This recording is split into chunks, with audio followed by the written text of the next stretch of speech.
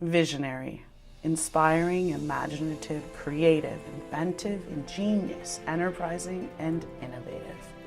Once in a great while, a person with this quality gains access to political power in a perfect storm, and that collision changes forever the landscape of a culture, a people, and a collective future.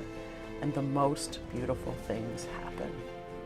You know you found a person like this when you stand in awe of their impact. When you take time digging through archives and find words spoken nearly 50 years ago that remain timeless. As a strong and energetic leader, he shared a message at the cornerstone setting of the South Building at Lambton College in 1970. In 2017, as an older gentleman, from the comfort of his study in the home his father built, he revisited those timeless words. Ladies and gentlemen, the architect of the Ontario Colleges of Applied Arts and Technology, the Honourable William Grenville Davis. The development of any new program in education is not easy in this day and age.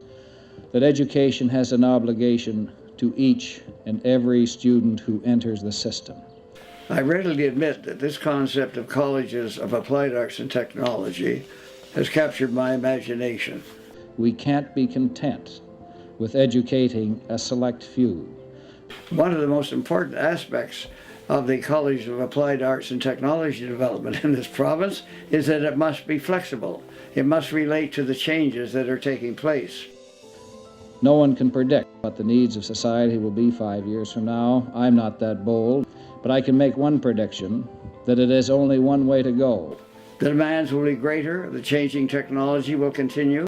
This is the direction our society is going. We must channel it.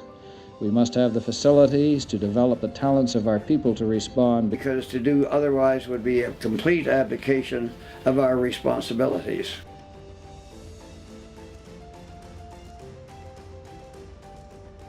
I have achieved 87 years and 10 months, and we have 5 children, all married, 12 grandchildren, and 1 great-grandchild.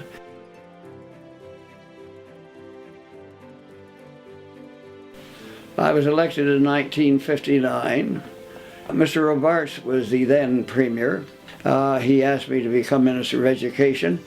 I think we were in his office. I think it took me all of 5 seconds to say yes, sir. And that's how it all began, and that was roughly 62. I stayed there as minister until I contested the nomination for the leadership of the party in 71. And so I became the Premier in 71.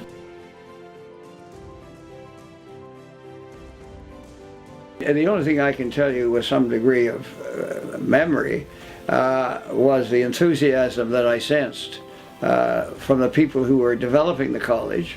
I felt the excitement they did with the creation and the building of facilities there, because some were moving faster than others, but Lambton was one of the very early ones to take it on in a more progressive way.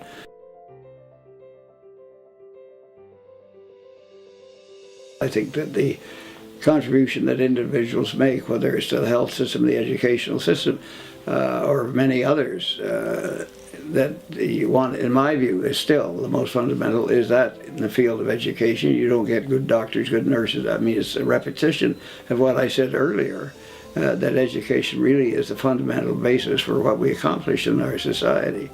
It accomplishes in terms of the kind of people we educate.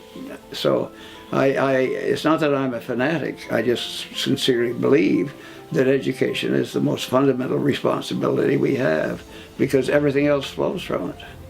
You don't have a good health system if you don't have a good educational system. You don't have a good highway system if you don't have people who've been educated. So that has its beginning, in my view. Yeah. So if people at the dinner have made contribution, they should feel very comfortable that the community will be better off because of it.